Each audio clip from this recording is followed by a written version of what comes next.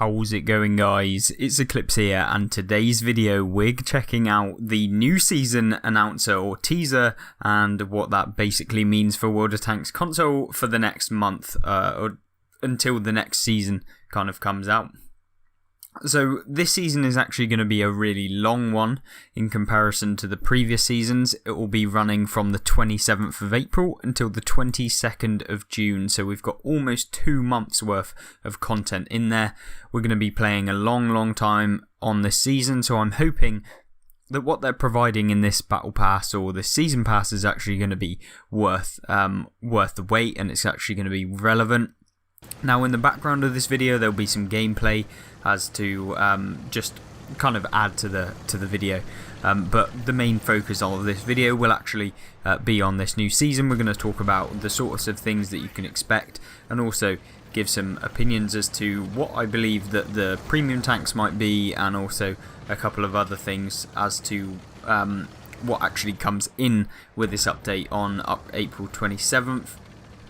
Now, the first thing we should probably get out of the way is actually what it's called, what the season is. It's called First Strike. So that's what it is. It's obviously to do with this whole World of Tanks Modern Armour. It is the first one where you'll be able to actually earn season pass rewards for both World War II and also Cold War game mode. So you'll be able to get your levels by doing both. I think that the challenges will probably be both on the World War II and the Cold War game mode. That probably makes sense from a business standpoint, just to try and get people to push onto the new game mode, and you know, it forces people to actually have a go on that if they were just going to stay on the World War II. Otherwise they're just going to be ending up with everyone playing one game mode that they really want to. So I expect that the level challenges or the season challenges that you have in game will be able to actually feature both World War II and Cold War. Now, I think what they're also bringing in with this update is 3D commanders. We've talked about them. I did a video on them. If you want to have a look at that and kind of give your own opinions in the comment section down below, then you can. The video link will probably be at the end of this video. You can obviously have a look at your own time if you want to. But yeah, that's basically where they're bringing out this kind of 3D model. Well, you can kind of see it here in the corner of the screen, where it's kind of like these commanders. Instead, they'll actually be next to your tank at the end of the game. In the MVP screen, they'll be standing next to them. Apparently, there's been a leaked screenshot of what the commanders actually look like in Garage, and they look pretty bad, apparently. Obviously, I've not confirmed that, and I've not actually seen it myself, but if this is actually like a figure from the actual game, then I'm hoping that they don't stay like that and it actually gets improved a little bit. I mean, this isn't so bad, but hopefully the graphics are decent on them, and they're not like a PS2 kind of graphics. Now, obviously getting back to the actual main point of this video, we have additional rewards as well. So we're getting some new rewards as part of this season. You'll be able to pick up new premium consumables that are coming into the game. Those are the enhanced hole patch repair kits, and also they'll have the smoke screen, I expect, as a consumable that you can pick up throughout the seasons. Obviously it goes from 0 to 100. Then you get some extra rewards past level 100, and you unlock challenges and stuff after you've finished the whole season pass, and then you can get some additional rewards, etc, etc. These premium consumables usually come like once every 3 to 5 levels, I'd say, on the season pass, so you'll be able to pick them up. Obviously the season pass is around 2,000 gold, so that's what it's been previously. Whether that changes or not when it comes to the next season, not entirely sure. They've not given out any gold prices. They've not given us much detail other than the fact that they've named the season, what's going to be kind of coming in that season, and hinted at a couple of things as to what you can get. Now, there's going to be new premium consumables, like I've said. There's also going to be new premium skins for Cold War era vehicles. You'll be able to purchase them, I expect, at some point down the line if you want to actually pick them up past the season. So if the season's already gone and you want to pick up the skins, you can do that by going to the customization panel on the actual game. Then you can, look at the camouflage and then you can pick it, but it does cost like an absurd amount. I think it's like 2,000 gold or something just for a skin. I mean, it's up to you if you want to spend that and you like a certain tank that really just drives it home with you, but other than that, I don't think that they're worth it really. Most of them you can pick up as part of the season pass when they first get into the game. This will probably be the same with that. I think there may even be premium Cold War vehicles. We don't know that there are actually premium Cold War vehicles, but I would expect that there might be one, like a premium Cold War vehicle maybe. I don't know if they're going to be doing premium vehicles in the Cold War mode, but 99% of my gut feeling is that they probably will put in premium or reward or just some sort of tank that you can pay for in this new game mode, because why would you develop it if you're not going to monetize it, from a business standpoint that is. I think that that's probably where they'll be going with it. They'll be releasing probably one Cold War vehicle, 1 and 2, or one like World War II vehicle of the previous game that is currently out on World of Tanks.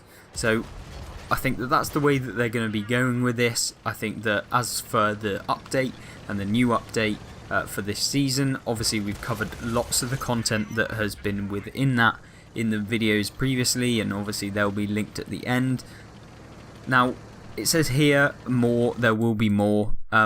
I believe that that's probably hinting at obviously the premium tanks. They're probably looking at some extra stuff that is maybe hidden. This tank right here, you can see that this is probably a skin of one of the tanks that you can pick up. I think that you'll probably be able to get this skin as part of the battle pass, and whether this is the actual tank that you can pick up premium wise, I'm not entirely sure. It does kind of look like a T-62 or some sort of Russian tank. Obviously it's not an American style one, but whether or not that will be an actual tank that you can pick up as part of the premium pass, or whether it will be a tank that you can just actually purchase in game, we don't know, but there certainly is kind of expecting these sort of stuff to actually come out on the game very soon. Now I want you guys to actually give your opinion in the comment section down below, because I don't know whether I'm excited for this update, whether I'm kind of hesitant, whether I'm actually enjoying the game as much as I was previously. I'm not really sure, but I just hope that this kind of works out well and it doesn't just split the player base, and that World of Tanks console doesn't just become this PvE kind of game that just doesn't really work out very well, because I feel like that's the biggest threat to it right now. If you make it PvE, it kind of limits that PvP action, and a lot of people are going to leave to play PC. I mean, I'm currently in the process of trying to get a PC sorted out, but hopefully I can do that at some point. But it really kind of drives home the point that the community aren't necessarily that happy about these modern tanks, or at least the way that it was implemented. I mean, we didn't get much of a say as to how it actually came into the game, or whether we even wanted them in the first place. I mean, yes, we get a little bit more of a say after it's launched as to where we'd like development, but it just wasn't conveyed very well at the beginning, and I think that that's kind of shown throughout the things. I mean, at least now that they're actually producing lots of news articles, trying to actually keep this news and the update information out there for everyone to see, it's really good, and can't really fault that in terms of the way that they've actually been producing content. It kind of been a lot better recently than they previously have been.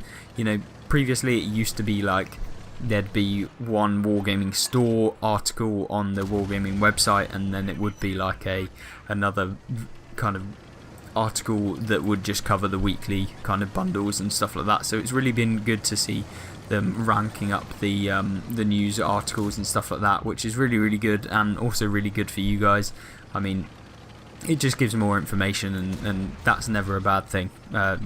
Obviously this video will be mainly quite short, and I'm kind of trying to keep it lower down, in the minutes, but I really want to use this last section of the video for you to put your own thoughts. What do you actually think about the game? Are you happy with it, or are you concerned with how it is right now? Have you moved on to a different game? Are you still even playing World of Tanks? Or are you going to be looking at other games in the future for you to play? I know certainly personally myself, I'm going to be playing a lot more variety of the World of Tanks games. I want to get some diverse content, and I'd like to, stick with what I usually do, the World of Tanks console content, but I will be producing some other content for the different variants, but they will all be related to World of Tanks console. Other than that, I hope you guys have a great rest of your day. I hope you enjoy the content. There will be other videos related to the modern tanks on screen right now, and I hope to see you in the next video. Goodbye.